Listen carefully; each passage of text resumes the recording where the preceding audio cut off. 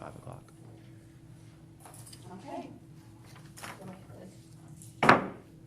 It's 5 o'clock, and I'll call the meeting of the Tell City American Rescue Plan Advisory Committee to order. Today, February 16th, 2022. First thing on the agenda is approval of the agenda. Does anyone have anything they'd like to add, or if not, I'll entertain a motion to approve the agenda. I'll make that motion. Okay, motion made by Mayor, Second. seconded by John. All in favor, say aye. Aye. Aye. All opposed? Okay. Next on the agenda is the presentation of minutes from January 26th meeting. Everybody's been provided a copy of these for review. I have one that I passed out, and then I also emailed it. If there's no changes, I'll entertain a motion to approve. So moved. Okay, motion made by John. I'll let you, because I wasn't. Oh, you wasn't there, that's right. So then I'll second that. Okay, and seconded by Mayor. All in favor, say aye. Aye. All, Connie, are you abstaining? Yes. Okay. All right. Let's see. The third thing is, let's see, the welcome statement and introduction to the Tell City ARPA Advisory Committee and members. I prepared something to read. So, good evening. Thank you for attending tonight's public listening session for American Rescue Plan Fund opportunities. This committee was assembled by city leaders for the purpose of generating viable options that maximize the return of investment for our share of the American Rescue Plan funds. Before we get started, I'd like to introduce the members of this committee that are present. My name is Kelly Harding, and I'm serving as chair. My name's Chris Kell, Mayor of Tell City. John Little, City Councilman at Large, Tell City. Connie Berger, clerk treasurer. Okay. We have a couple missing members, Philip Simpson, who's city council member, Danny Bowen, who's serving as a city resident and county council member. Danny will be joining us shortly. Okay, Danny will be here shortly. And then we have Melinda Smith as a citizen, and Brad Fronsman is absent. He's ill, so he's also a resident. So we were all appointed by the mayor, I believe, to be on this committee. We wanted a diverse group, of city and public and elected officials that we could get. So we actually, when we put the residents on it, such as Kelly, Brad, and Melinda, we seeked residents who wanted to serve on it. And we actually only got 3 people who actually was even interested in serving on this committee. So I put all 3 of them on it because I think they're all important. The city of Tell City was fortunate enough to receive American Rescue Plan funds totaling $1,628,045.76 from the federal government as financial relief for damages related to COVID-19 pandemic. Though there are certain guidelines that dictate how these funds can be spent, there's still flexibility to allow creativity, finding ways to spend the money efficiently and in a manner that maximizes the benefit to the entire community. As a city, we are blessed to have a wide range of citizens with varying perspectives that begs to be tapped for fresh ideas. It is our intention that this forum provides the opportunity for the general public to have a voice and share their thoughts. Though we as an advisory committee can't guarantee all ideas will come to fruition, we can offer the promise that all ideas will be seriously considered. So I just want to thank you again for participating in this evening's forum, and we look forward to hearing all your wonderful ideas. And we have a sign-in sheet one more time for anybody who wishes to speak. We ask that you sign your name and give us information on how to contact you if we need to in the future. So, let's see. Next on the agenda is how this forum will be conducted. This public listening session is scheduled for 2 hours. And again, there's a sign-in sheet if you need to speak. And Mayor, did you want to set a time limit, or? We prefer you try to keep it under 5 minutes, just in respect for everybody's time. But if you do need to go over, I understand. It just depends on, we don't have a huge crowd here tonight, so if you go over a little bit, I think it would be fine. This is Councilman Philip Simpson. If anybody, we introduced ourselves. So. Oh, okay. And let's see. So the next thing on the agenda is public comments. So at this time, we will go down the list of names, if that's okay, to those who signed up to speak. And first is Schweitzer Fest Committee, John Shear.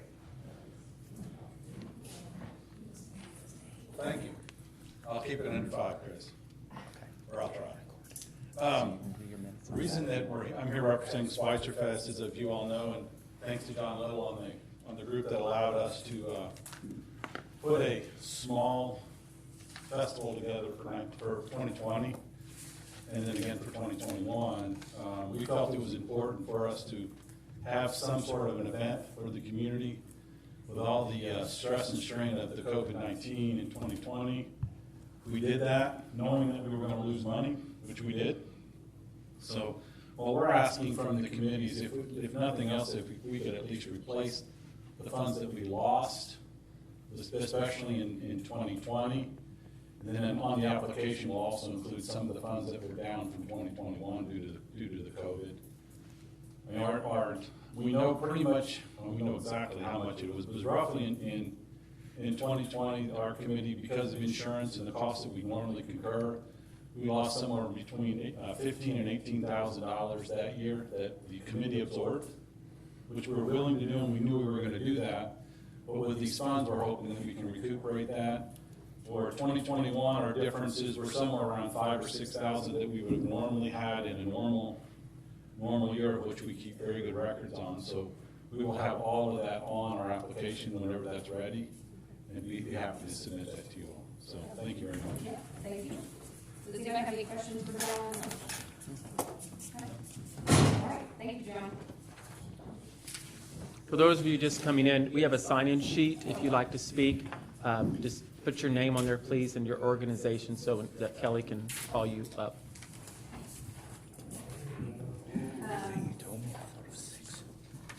The only Mexican, the only water tower painting. You need to get me like one with the white in it, although. Okay. The one with the white in it. Danny? Do you do one with Philip's picture on it too, as an option? Yeah. I would. It'll look good. Would. He'll pay for it, $500. Yeah. Thank you. Okay, so next up, we have Larry Kleeman.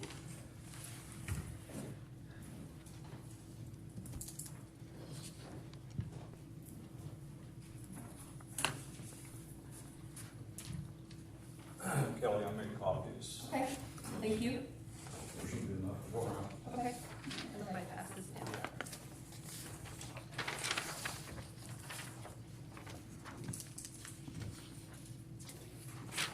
Good evening. I'm Larry Kleeman. I live at 137 Perry Parkway in Tell City, and I represent Ward 1 on the City Council. These comments that I'm about to make are my comments. They come from no specific organization. These are just my thoughts. And I'll just go down through the list. Number one, I think the total allocation should be used as a reimbursement to the city of Tell City for lost revenue. It's my understanding with the changes in the final regulations that is now allowable for government entities that have received less than $10 million. There's very little, if any, documentation needed to put those funds into the city coffers for as reimbursement of lost revenue. And I believe everything on this list could actually be done with those funds, but be done out of the through the city.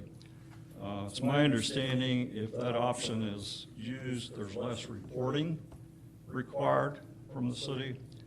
And additionally, it's my understanding that those funds lose their identity as federal funds and can be used as match for future grants. That's from a review I did of the 45-page overview of the final regulations. There's a workshop tomorrow being put on by the State Association that I intend to participate in. So that's number one on my list. And then I'll just go down through the list as far as additional recommendations that I have. Allocate $100,000 to the Tell City Water Department for lead pipe assessment for all customers. water well protections, and improvements. Allocate $300,000 to the Tell City Police Department for one-time payments to essential workers, including reserve officers, purchase of new equipment, construction or purchase of a storage facility, and other improvements as recommended by the Chief of Police. Number 4, allocate $200,000 to the Tell City Fire Department for one-time payments to firefighters, purchase of equipment, and/or construction of a new storage/training building as recommended by the fire chief. Number 5, allocate $150,000 to Perry County Habitat for Humanity for construction of 2 new homes on the lots on 9th Street adjacent to the recently constructed home. It's up, I believe it's the first block on 9th Street. That address, I think, is 43, 44, 45, something like that. Number 6, allocate $100,000 for a roof replacement program for Tell City homeowners who have incomes below $300,000 of the poverty level. Number 7, allocate $100,000 to reimburse Perry County Child Care for lost revenue. Number 8, allocate $10,000 each to reimburse the Tell City Historical Society and the Tell City Regional Arts for lost revenue. Number 9, allocate $80,000 to reimburse Tell City Parks and Recreation Department for lost revenue and provide free entrance to the new Tell City Pool and Splash Park for the 2022 season. Number 10, allocate the remaining funds to increase the above listed priorities and/or to improve/purchase new flood wall pumps and install emergency backup generators, repair/construct new handicap accessible walkway bridge across Windy Creek at Kiwanis Park, construct new sidewalk on the south side of Petsalazzi Street from 12th Street to Spring Hill Apartments, install a public use electric vehicle recharging station at a city facility, and open 24th Street from Petsalazzi/Boundary Way north to Franklin Street. If I added up right, the specific requests I made amount to $1,050,000. So that's my recommendation. Okay, thank you. Thank you, Larry. Does anyone have any questions for Larry? Thanks, Larry. Next up, I have Josh Llewellyn with Magic Columbus. Josh isn't here, he's not able to make it, Okay. and I put his name in, I didn't know we'd be speaking tonight. So I don't have any notes or anything, Okay. but, Could you come up to the, I don't want to make you, but they won't be able to hear you on the recording, so if anybody's watching just from home. He's not going to be able to be here, so I'm here in his place representing Council 1172, Knights of Columbus. I came forward to you all the last meeting, some of you wasn't here, and I pretty well laid out what we were asking for, not money, but funds to get our building back up. We had to sell it, we had no income, we're a nonprofit organization, we rely on our bingo and cooks and golf scrambles, things of that sort to have income. Well, we all saw that. Now, I can't give you the figures myself, but Josh was here, he probably could. That's why I got his name down there right now. If he needed to call, he could give you a real good deal. But as far as the amount that's for, I have no idea. Just whatever, if there's anything left after he got finished, we'd like to be, so we can get another building, and Chris knows all about that. I do. Just get started again. Josh can give a presentation in So the you're looking future, for a right? building, or you're We're looking for a finding building, work? well, we're looking for a building and, to get, and try and get, through donations and stuff, get back on our feet. Okay. So you need a meeting space, basically? Well, that, and to hold our bingo or functions or, fundraising events, such as that.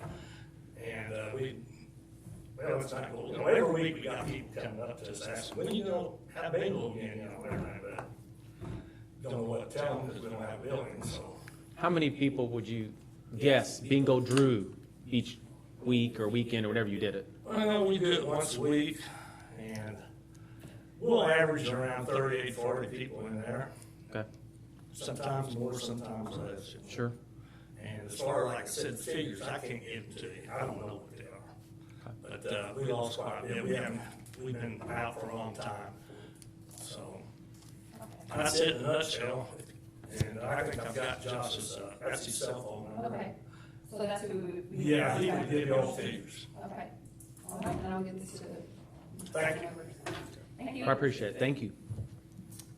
Does anybody have any questions? It's Mark, right? Mark. Okay, Yep. does anybody have any questions for Mark? Okay. Next up is VFW, Michael Schneider. Okay.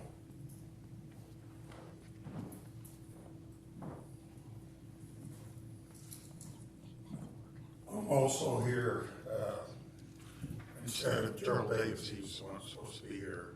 So I don't have many figures either, but unlike Mark, as far as facility and they're trying to make improvements on it, do what we can with it.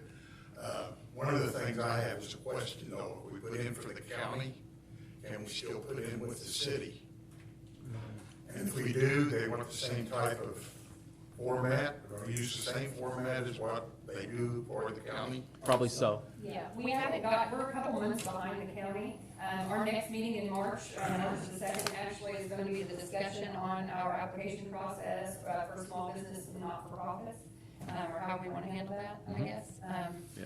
At least those types, maybe even more. And then I'm hoping, I'm just one person, but I'm hoping that we can kind of, not copy completely the counties, but make it very similar so that it's not confusing for people who may apply for the county and the city. One of the questions I think on the application for the county is, are you applying for any other funding anywhere else? So you would have to. Put the county down on that, Right, and it would be the same, I would. Just improvements on our building, that's what we were looking for. Sure. too, So, yeah. Okay, well, that's great. Okay, thank you. Thank you. Does anybody Thanks, have Mark. any questions? For Michael? Nope. Okay, you're okay, thank you. Okay. No, Cindy? Okay. Next up, Williams Health Center, Donna Malone. Well, Kelly, I just thought that was a side issue. Okay. Not prepared to speak. Okay. You was Brenda. That's I'm not okay. sure about this, Brenda. You're You're welcome. not prepared, but I put down a few notes, just a little bit. It's okay. Yeah. Come on up. I Doesn't- wasn't prepared for this, I didn't know we were gonna speak, but, That's okay. Well, I was wondering too if we could sign up for both county and city, so you kind of answered that already. And, you know, our attendance has been down since COVID. You know, it's been hurting, you know, our attendance, but that's understandable. Hopefully one of these days it'll get better again. So we have lost money that way because we take in very little and we have expenses, you know, that we haven't been able to cover very well, but we're doing okay, but it would help to make up that revenue we've lost. There were 2 times we were closed for 4 months each, back November the 20th to March 21st, we were totally closed. And then March the 20th to July the 20th, we were totally closed. So a total of 8 months, we couldn't even be open. But we're going through our records now to see what we have lost in that time frame, so, and, So when we come out with our application, then that'll be the time that we'll need to have that. so you It's need good. those figures too on Yeah, the there's- application? Yeah, to show the Okay. loss, so. Okay. All right, that's all I had. Does anybody have any questions about it? That's Brenda. Oh, sorry, I know. That's Brenda. Thank you. I was thinking, I'm like, did you sign that? totally lost me. Sorry. So Brenda, you're good? Yeah, okay. And Brenda Powers, okay. So next up is VFW, John Minto. I relinquish my 5 minutes to the next speaker. Michael already said what we need to say. Okay. There you go. I like that. And Mark Allen, has already. We do have another, we're just not just the club, we got the council, and we got a 4th degree too involved in all this too. Okay. I failed to mention that, but it's just not the club. Is that a set, can you turn the microphone, I'm sorry. Do you mind, I'm sorry, it's just so the Well, I people on the live stream can. Should have said that whenever I was up here, but I didn't even think about that, but it's just not the club. The KFC, you mean? It's KFC, council is a separate entity, a club is separate from them, and you got a fourth degree, which is higher than the council, and they all meet too, so. But they'll all use the same building? Yeah. Okay. Well, but fourth degree will use it every so often, they travel. Okay. So, but they use it, when we're here, it's their turn, they use it, but I didn't bring that up, so. So, They've been having to find a place to go to the same as council is. Sure. Of course, the club was handling, you know. part Where, of the where are they meeting now? They're down at the American Legion right now, Are they? and we're paying them so much to, you know. To use the space? To use Sure. it, which we don't, that's all we can do right now. but you sold the building if you were. We got rid of it, we was gonna have some real high expenses coming up to it. And we knew we couldn't afford it, though, when it doesn't come in, so. And then I think the last meeting, you kind of touched on what happened to those funds, because, didn't you say that they were? Well, donated to the- we have been donating all along, because we didn't shut down the council itself. Mhm. And the money we use is come, some of it has to come from that, I suppose, or what they had left in the council bank, I don't know what their account was. So the I don't council know. handles that part, so Yeah. the club is separate and the fourth degree. Yeah, it's all good there. And then didn't you say there's a ladies auxiliary or? We gave them all of our But money. it's gone, but if another building comes up and we get in there, we'd sure like to bring it back too. But, that's a long time off, I guess, so, whatever. Appreciate any help we can get. Yeah. Thank you. Thank you. Thank you, Mark. So Linda, you say the ladies auxiliary may We start made again? payments, we helped pay utilities and everything, we wiped out our funds to help them, so they didn't owe the city utilities. Oh, but you think that the ladies auxiliary could start again? Yes, we would. Yes. Okay. And then I have Perry Childcare, Aaron Emerson, and Brandon Zeller. And a page. Now as well, which you guys still have to see. And you can do individually, or you can, whatever you want to do. Looks like her. I think Brandon really wants to come out. Yeah. No. Okay, thank you. Moral support. Okay, I promise that I'm not going to read the entire packet to you, but I do want to go over a few of the things just to make sure that I hit the high points. I think that I know all of you, but just in case I don't, my name is Erin Emerson, and I am the Executive Director of the Perry County Development Corporation, and also the Board President for Perry Child Care as well. The census redistricting data that was released in late 2021 shows an exciting trend in our city. A rebound in population with a 3.4% population increase. A draft of the city's recent comprehensive plan sheds some insight into this growth, saying that the largest age group seen in 2019 was children under the age of 5 years, a dramatic and positive shift over a 10-year span. When comparing the change in population from 2010 to 2019, the age pyramid begins to shift to more of a stable growth, which is typically seen in communities that are beginning to make a shift back to population growth. This is strengthened further by the large increase in children under 5 years of age within Tell City. From an economic development perspective, this is exactly what we have been striving to accomplish. The reversal of a 40-year downward population trend. It is evidence that we are heading in the right direction in terms of economic growth, and it is absolutely critical to our community's ability to meet growing workforce demands. Recent census data shows that the largest age group in Tell City is currently under 5 years of age at an estimated 619 children. For these 619 children, there are 77 state-licensed, full-day, year-round childcare seats. 53 of these seats are provided by Perry Preschool and Childcare, and 24 are provided by 2 family and home childcare providers with 12 seats each. Of these riders, one plans to retire in the very near future, leaving only 65 seats remaining. To make matters worse, 11 of the 53 seats at Perry Child Care are currently unable to be filled due to workforce issues and staffing shortages. This means that for the more than 600 children under the age of 5 in Tell City, there are currently only 66 seats, leaving over 550 children without access to licensed childcare. Perhaps equally as disturbing is the fact that Perry County ranks second out of 92 counties in the state for the most children under the age of 6 who live below the poverty line at 37%. Based upon that data, it's likely that more than 100 of the city's youngest residents are currently living in extreme poverty without an opportunity to break the cycle. Currently, a single parent with one child living below the poverty line makes less than $17,000 annually.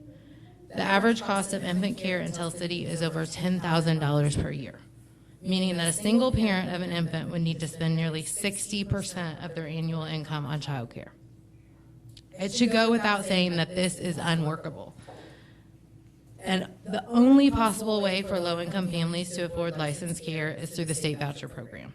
Unfortunately, demand far outweighs supply, and while families can qualify for this assistance, the vast majority are unable to utilize it because there are simply no open seats.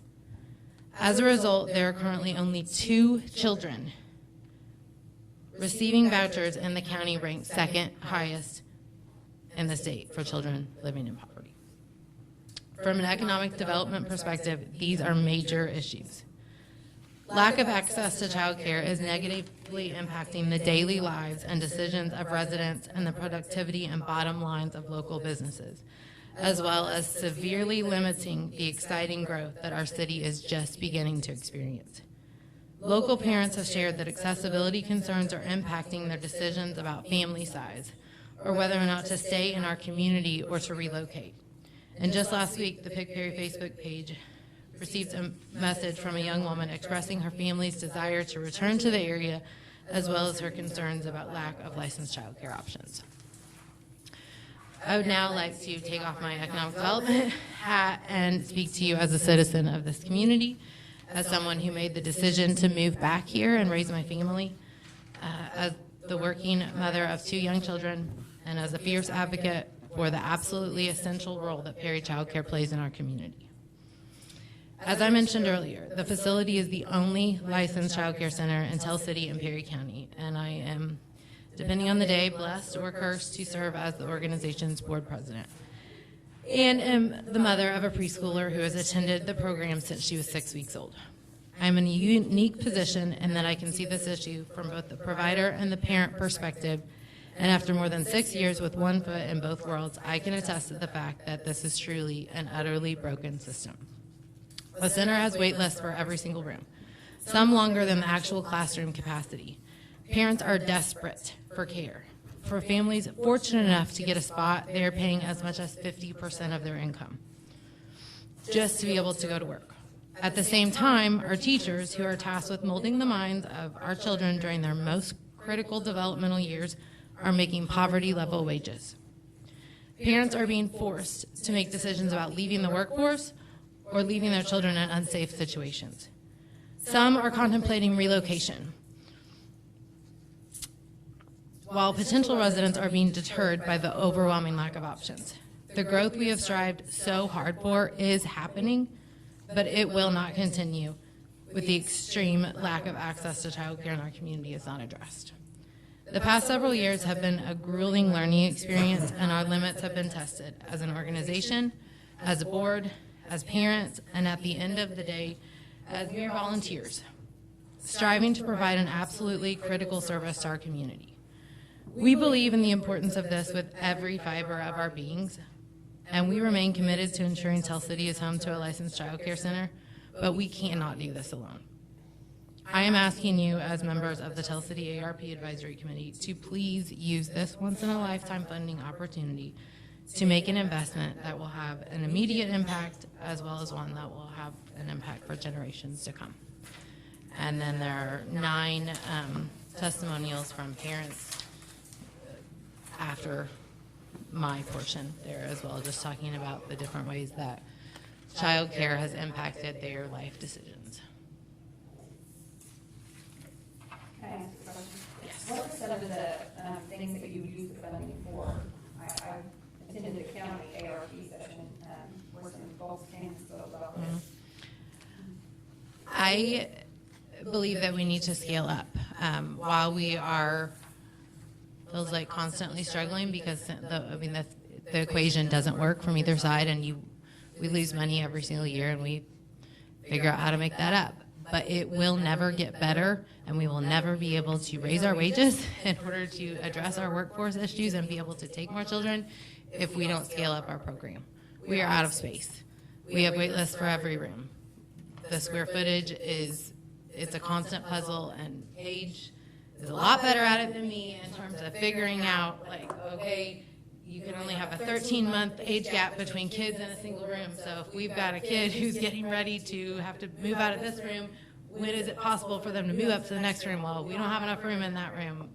Just a constant backlog. Like, we need a space that can allow us to grow and do it strategically. And I've talked to a few of you about how I am learning a lot more about how the state system kind of works and how providers have learned to maximize that reimbursement amount you can get from the state. And I'm working to get ours just as high as Marion County's.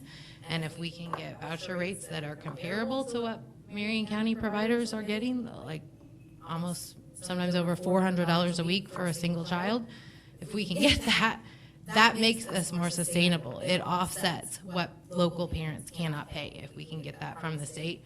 But right now we can't do that. We can't get creative because we have no more room to grow. We can't scale this up. Aaron, I appreciate everything you and Paige and all of you at Fair Childcare do. And I can speak from, I'll say some experience, but just some knowledge here recently that I've learned about childcare. And it's not just childcare, it's quality childcare. And some things I've been made aware of recently just make you cry. Some of the conditions these kids are being raised in, babysitters not qualified to have children, much less watch children. And, you know, I appreciate everything y'all are doing. So. Do you have a space in mind that you would want to go to that's bigger or would allow room for you to grow? I have been trying to think more in the future so that we can be creative. I think there's potential that the Sturgeon Center could possibly work, knowing that it's space that could be built out, like to those ideal square footage, that ideal ratio, things like that. Kitchen, we've got a kitchen already, which is something that, I mean, we serve meals every single day, so we have to have those types of things.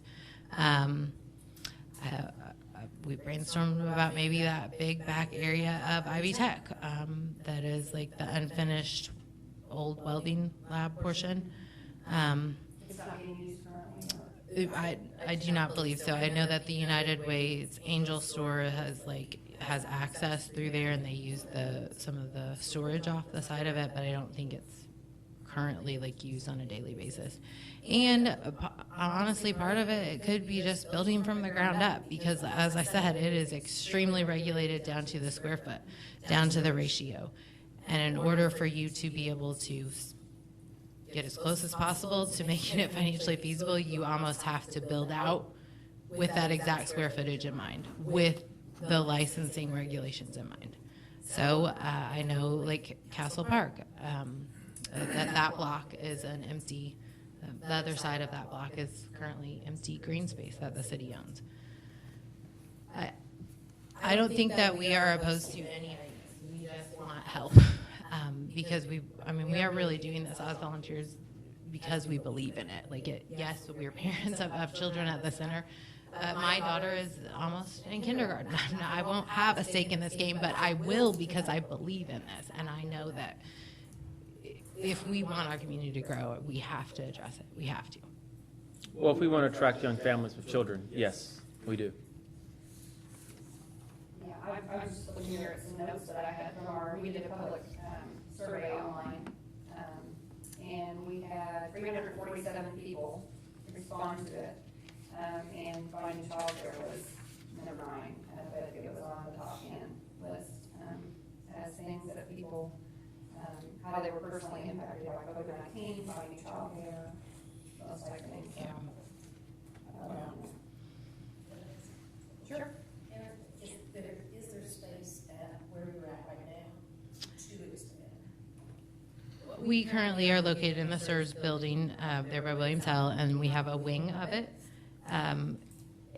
It's been several years, but at one point we did have a conversation with SERS about the potential to locate in the remaining wing.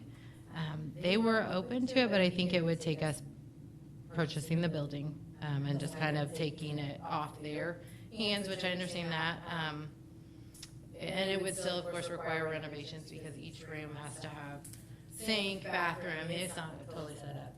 With that being said, I do get concerned about the thought of us owning a building. I feel like we already have our hands full, and then you put a building on top of that. And what if the roof leaks? What if the things that happen with buildings? And just knowing that we have a lot going on now. But I don't think we would shut the door to any idea, because we want to work together with the community and find a solution. And maybe that's something we haven't even thought about. Is there a way to bring those factories back in to help sustain that? Yes, I mean, WPACA is, while we don't currently have industry on our board of directors, they are still involved in terms of like a annual donation. It doesn't come close to meeting our current financial gap. It doesn't even cover like a percentage of it. But they're still on board, but I think that for them too, I think it would be nice if we all, like, okay, the city's willing to help, PAC is willing to help, can we get ATTC on board, can we get the county, can we all together support something to make this more sustainable? If we all came together, throw a ballpark number out there that it would take. Nothing concrete, just an idea. Not what you're requesting from us or the county, whoever, just $500,000? Well, I will tell you that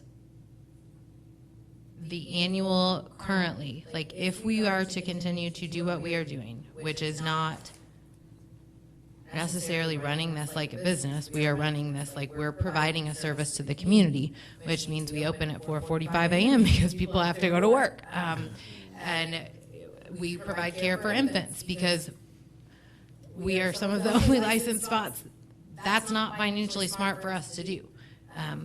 If we were going to do this the smart way to be able to narrow down that number, I'd say, well, we're going to really cut our hours, we're going to cut infants, and we're going to start making smart decisions. But that hurts the community. So the decision, the answer kind of depends on, you want us to figure out a really financially feasible way to do it, then we're going to cut a lot of things, and maybe I could give you a solid number.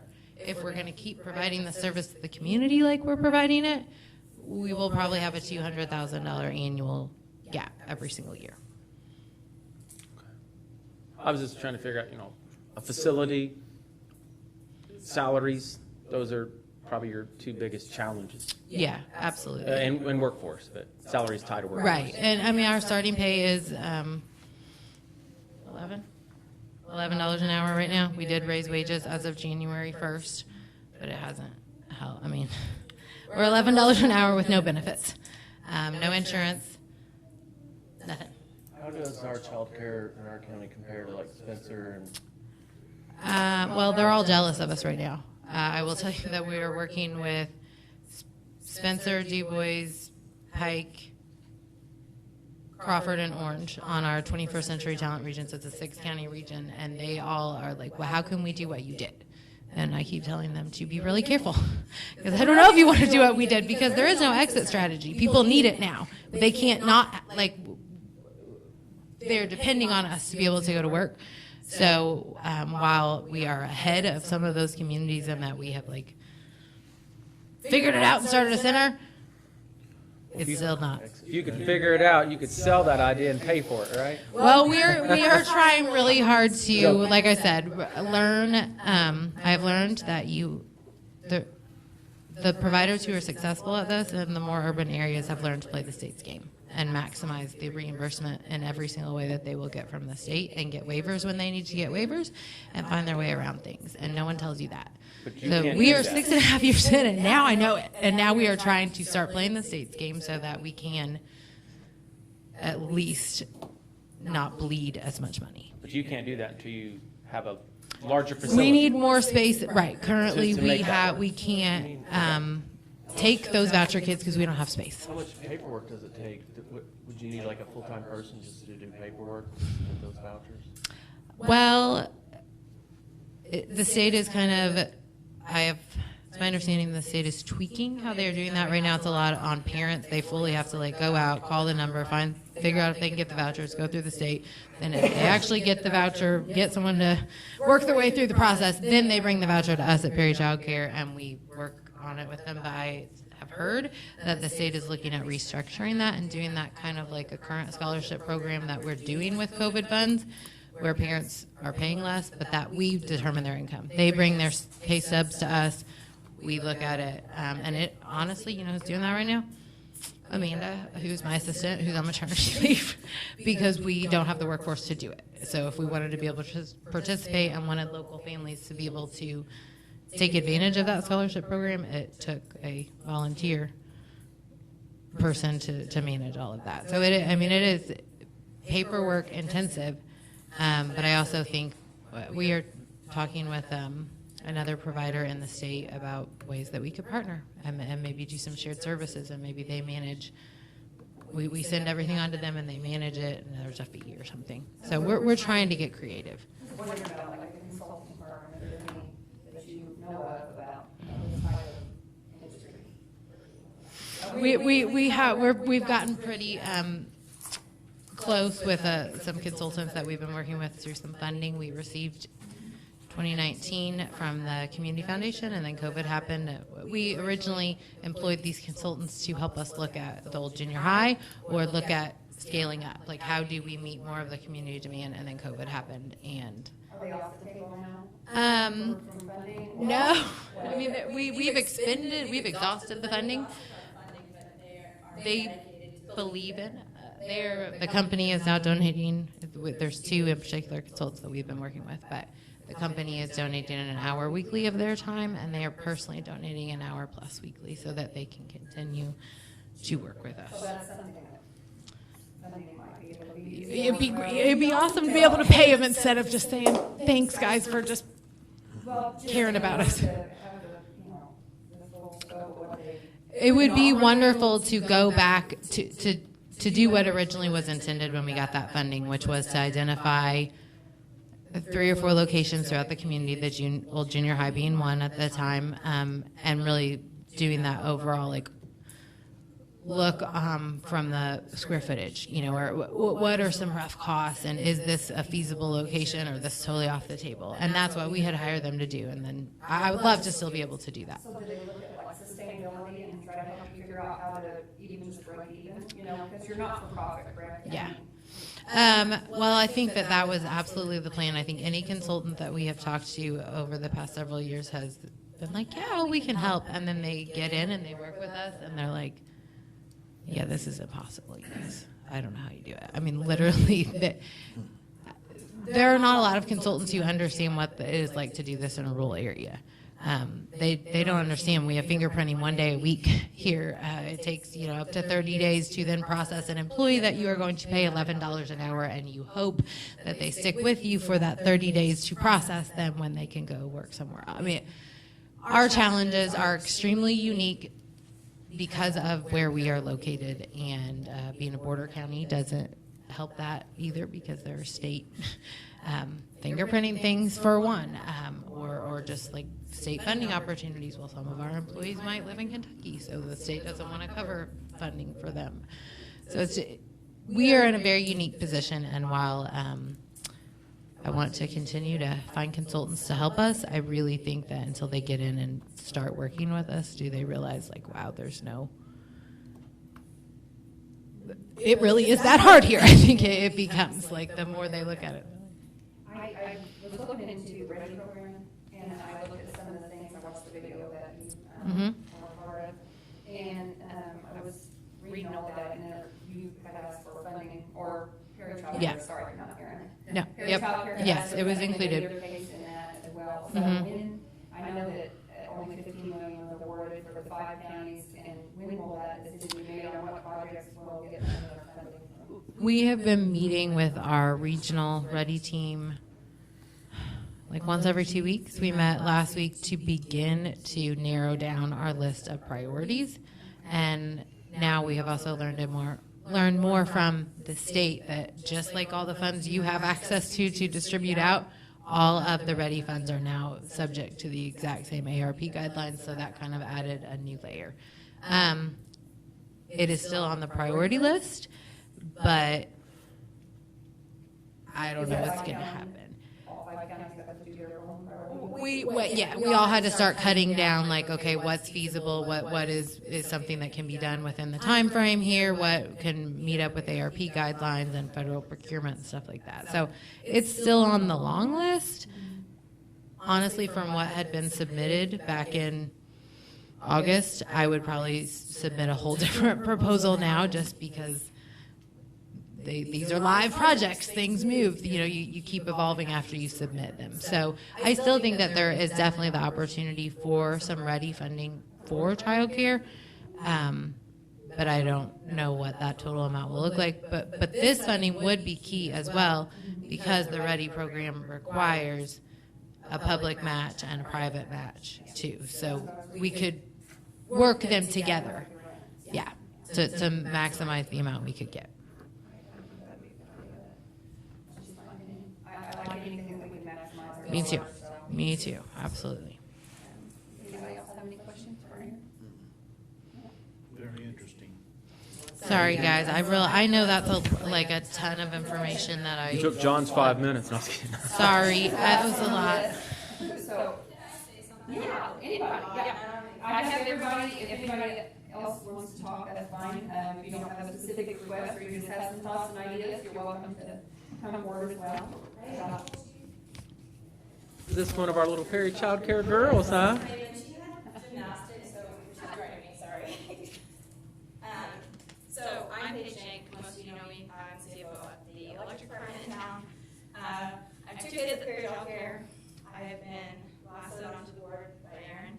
I was a overactive parent volunteer for a while, and now I'm on the board. She was giving you all the numbers, lots of numbers, about how many spots Perry County has and we need. I'll give you like realistic data that might make a little more sense. She mentioned, I know a lot about enrollment and like the ratios. I've been working too many hours this week on trying to predict our enrollment for the next 18 months. Because, like she mentioned, it goes by square foot, it goes by like they have to be at certain skill levels to move up, they have to be at certain ages. If they're under 3, they can't be within or out of 13 months. Like, there's so many things that you have to pay attention to. It's definitely a chess game, it's not a checkers game. But I have been working over that with another parent volunteer, and we have 8 infant spots. In the next 18 months, if somebody gets pregnant tomorrow, in the next 18 months, one person may be in Perry County to put a spot there. Because our wait list is so long.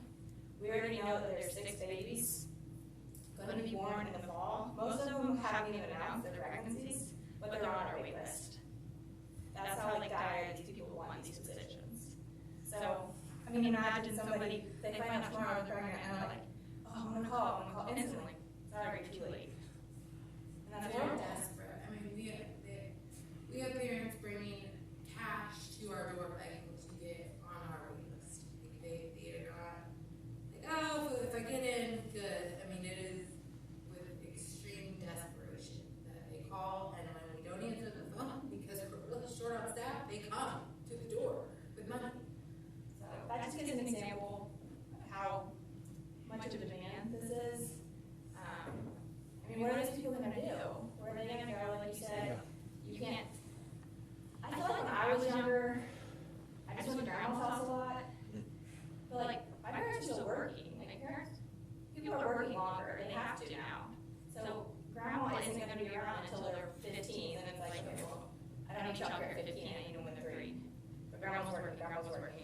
Where do you take them? So some random person down the street that you don't know, and then something awful happens, and you're like, well, there you go. This is not a lesson you want to learn. Nope. So she was talking about enrollment, and I've been poring over that the past week, so I just thought I would make that comment that it's hard. Which is exciting. I mean, really what Paige is saying is super exciting. Like, when was the last time that we had this level of a baby? Right. It's happening. I mean, yeah, like you said earlier, the county's growing. But like, I wouldn't have came here if I didn't have period childcare. I would have gone to Jasper or Newburgh, somewhere that had a licensed facility. I was born and raised here. I went to Bloomington for 4 years, I lived in Indianapolis for 4 years, and I came back before I had kids. But if there's nowhere to take your kid, you're not coming here.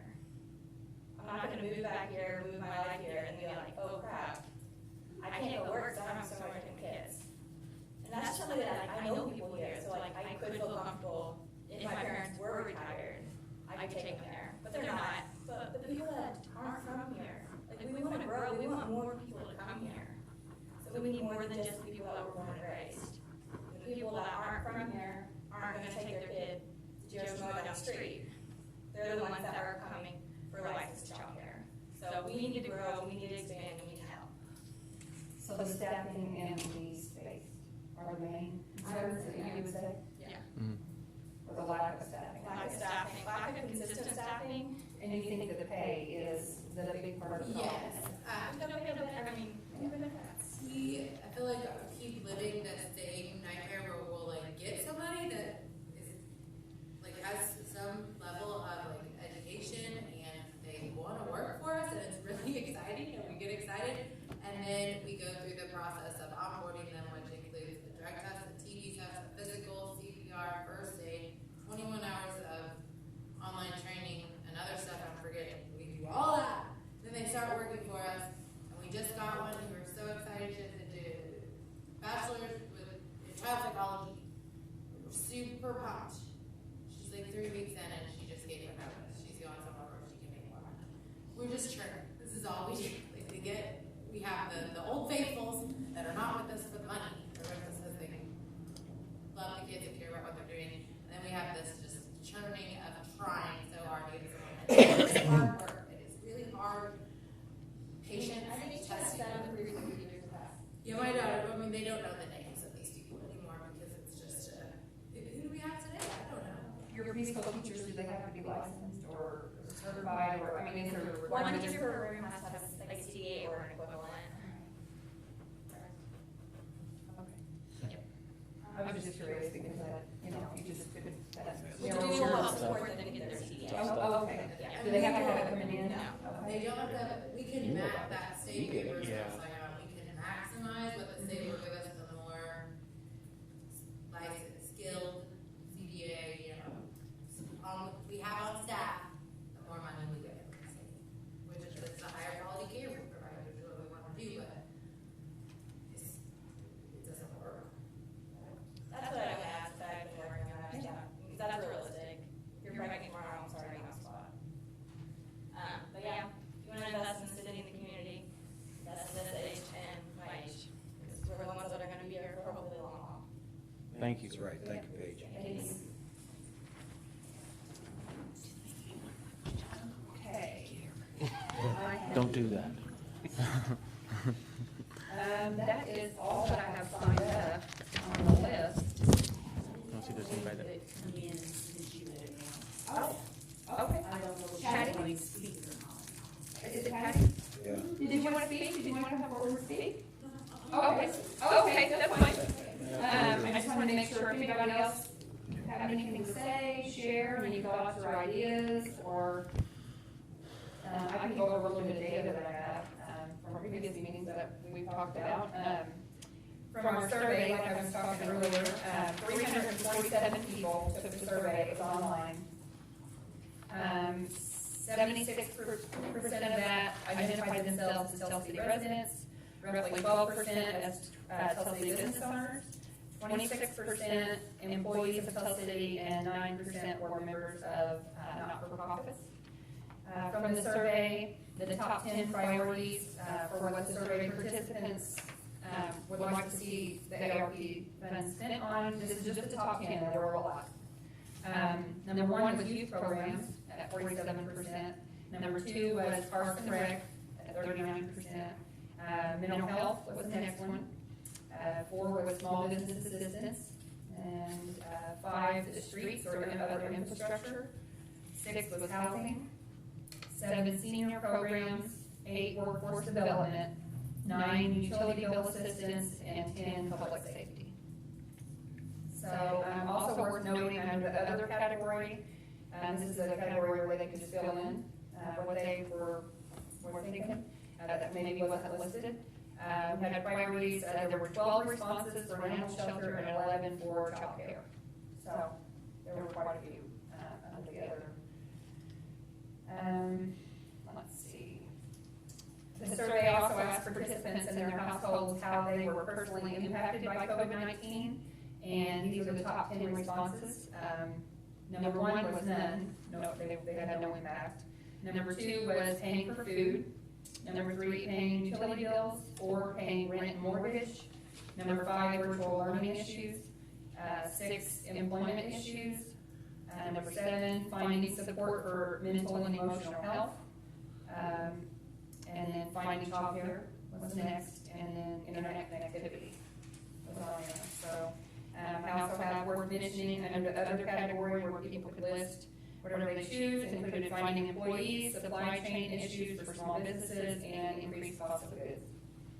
So, just an interesting fact from the survey that I thought I would share. There was, at the time, of course this was done last year, an open question on the survey that included the following. It said, what resources or services did you need during the pandemic that were not available? There was a broad range of responses from lack of COVID testing to child care options and availability, and then like mental health services. So it listed that as well. Do you guys have anything else to add? Or? No, there's a, called a webinar tomorrow that I think, Connie, you're going to participate in. Larry, you said you would be as a councilman, obviously, participate in it.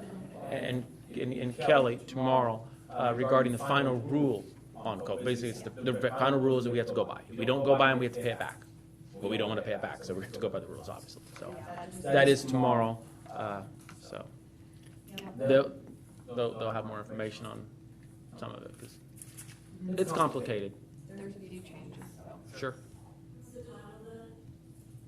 It's through the state. You have to register. I think there's a $25 registration fee. Yeah. Yeah.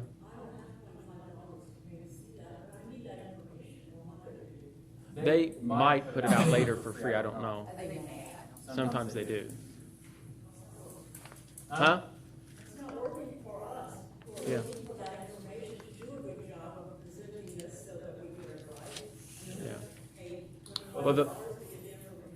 Well, it's not us. It's not us making it. It's whoever's putting it on is charging us. But the ones that will actually be spending it, it's important for them to know it because they'll pay it back, not you personally. So. Right. Yeah. Well, it's all right here. No, you can get the final rule. I'll give you a copy right now of the final rule. If you can read it, they're just going to present it. They're going to read it to you basically and present it. I'll give you. Yeah. It's the final rule. It's 44 pages of information on how the monies can be spent. This is. It does say overview on here, Larry. Yes. Yes. And it's available online for free. If I can get your email, I can email you the link to the overview if you'd like that. On the website, we got access to on the 15th. The Perry County ARP, is that what you're talking about? Okay. It was being handled through Community Foundation. They had a 44-page That's this. This is 44 pages. Yeah. Was it the facts? There was a fact sheet on there. Oh, I think you're talking about the guide. The Rescue Plan Grant Program guide. That's on the county's website. She don't know. Okay. Yeah, this isn't the final rule. This is just their guidelines for your application. No, she, John just said she.